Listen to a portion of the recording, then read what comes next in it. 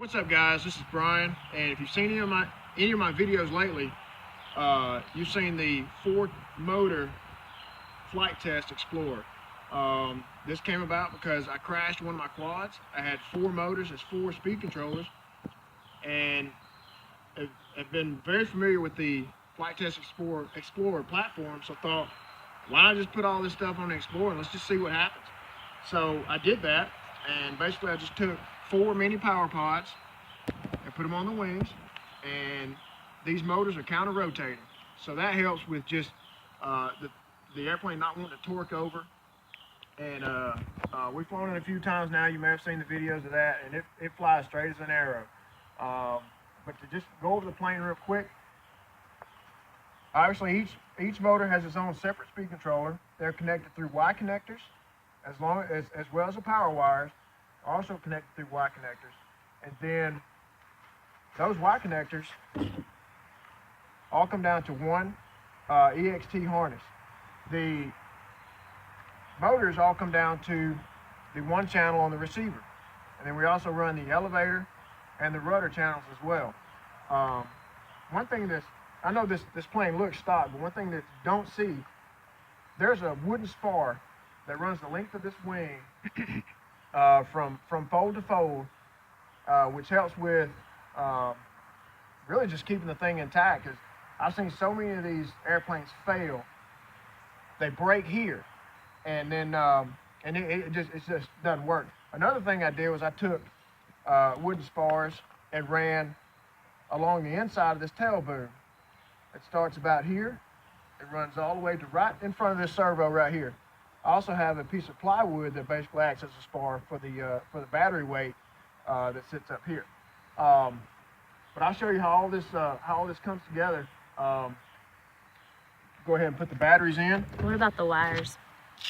Which wires? Isn't this the one that the wires? One thing you've got to make a note of, if you're going to build one of these, the problem I had was I was using old wire harnesses and they had started to short out. Go ahead and buy some new wire harnesses so that you don't have the problem I did. And one thing I could do is I could clean all this up, but this really is just a prototype for what I'm planning on doing later. And of course that will come down the road. But that's pretty much it on that. And the trick to this whole thing is getting all of those speed controllers to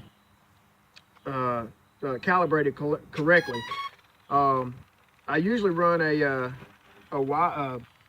adapter and run 2 of these 2200 3-cell lipos, and we'll show you how this whole thing balances out. It balances out a lot easier and a lot better than I thought it would, because in the stock Explorer configuration, the motor is sitting behind your center of gravity, where in this configuration you've got 4 motors that are just ahead of your center of gravity. Also, you got this servo here. In the stock platform, it's all the way up here, and the elevator servo, it's sitting back here, so that kind of throws your CG off as well. But with 2 2200s sitting ahead and just ahead of center of gravity, as you can see, center of gravity is right on that center spar, and it balances just right. And just for the sake of doing so, we'll switch this over to the Explorer channel on my DX6 radio.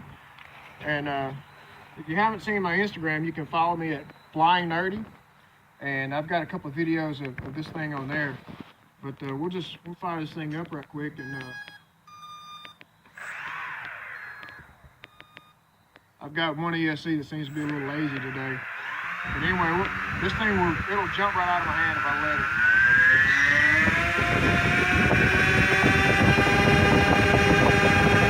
Right now, it's just going to jump off the table.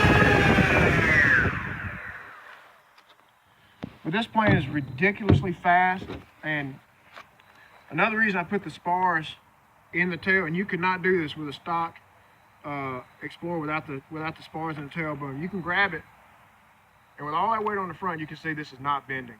And you got to take into consideration that elevator is trying to move all that weight.